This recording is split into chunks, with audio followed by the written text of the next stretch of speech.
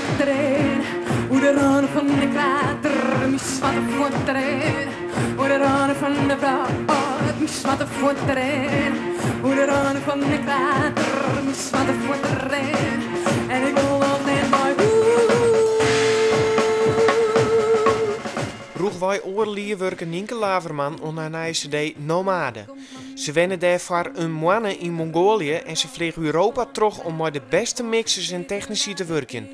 Maar is het resultaat een oorloed dan dat we wend binnen van Nienke. Oerheersken aanroenen hier een zuidelijke sfeer in haar concerten, nou richt het ze haar op een noordelijk gevoel. Ik ben de ontdekker van het grote onbekende in mij.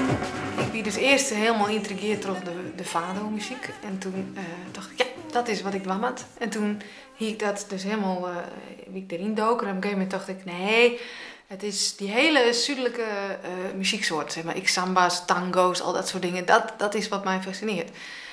En toen ging we de meisje horen. En toen dacht ik, nee, het ben culturen of zo die mij interesseren. En dat hield iets vanuit die interesse een beetje, zeg maar.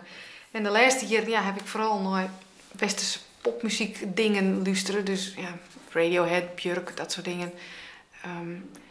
En dat is dus muzikaal oren. En op een gegeven moment begon dat noorden ik wat meer te loeken. En ik viel mezelf natuurlijk een noorderling.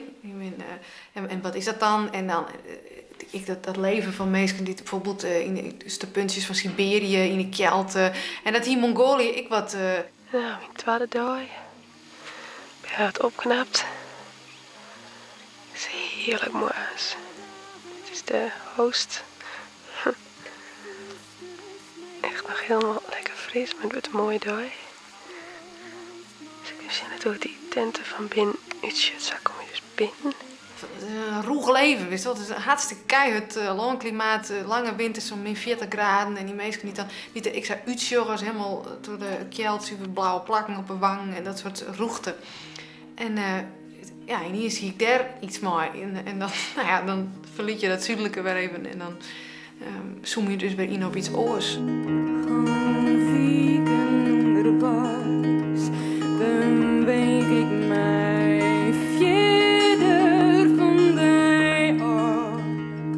Rek ik uw liefde. Dit reis in totaal 4 weken, maar morgen ga ik bij die meisjes zitten. Hoe is dat? Ja, heel indrukwekkend, want het is natuurlijk een totaal andere verhaal als hier. En het is eigenlijk alles is nij. Alles kiest heel verbazen. Kijk, hier zien, dit is boeter. En wat zoeken dit droog gelukkig. Ik zie eigenlijk alles mooi vet.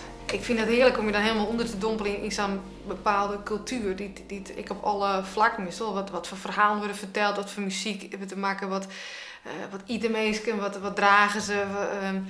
Hoe ben codes, gebroeken, rituelen, al dat soort dingen. Nou, dat verzamel ik dan al jaar. En Mongolië joeg echt safvolle stof om te scrollen. En de kent een nachtverhaal. Hier staat het al. In het verliezen wienen het orenmeesting die het van Nienke teksten schreeuwen. Maar deze keer had ze zelfs alles maken. Ja, ik wil gewoon heel iets. Maar alles wat je dan met elk project wat je door weer een stapje verder zetten, gewoon van je eigen ontwikkeling. Want dat vond ik heel eng en ik wist echt niet dat ik dat kinderen zoeken. En dan, om dat dan juist te doen. En dan mij jezelf dus echt even dwingen van nou, doe dat nog maar een keer. En, want ik heb gewoon iets met taal en ik ben er graag mee bezig. En ik ga natuurlijk vaker oerzettingen maken en dingen. En dus dacht misschien maak ik dat wel kennen, maar ik weet het niet zeker. Nou ja, en op een gegeven moment mij gewoon die stap verder even zetten. Dus daar wil ik heel iets van mezelf, mijn eigen grenzen wat oprekken. Nou, het is wel een orenrichting, ja. Maar ja, ik heb gevoeld dat het eigenlijk heel iets nou zo wel wat verlijn had. De tweede cd die ik al heel hoor, zoals de eerste bijvoorbeeld. Maar ik weet dus net, als dit nou een richting is die ik nou weer helemaal uitgaan of zo. Ik bedoel, het kan heel goed als het volgende project weer iets is. En ik in de tuk-tuk worden, ze vallen uit de hemel. Ze brengen tijd in tremen.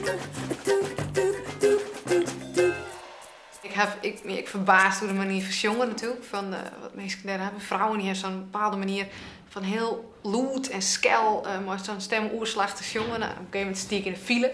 In Nederland dacht ik, hoe doe is het nou eigenlijk? Dus ik zou wat proberen. En op een gegeven moment dat ik dan weer terugkwam in een noemer. En daar stiet het, dan zong ik door een samba-ritme heen. Dus dat vind ik dan leuke combinaties. Dreamen springen vrij. Oh,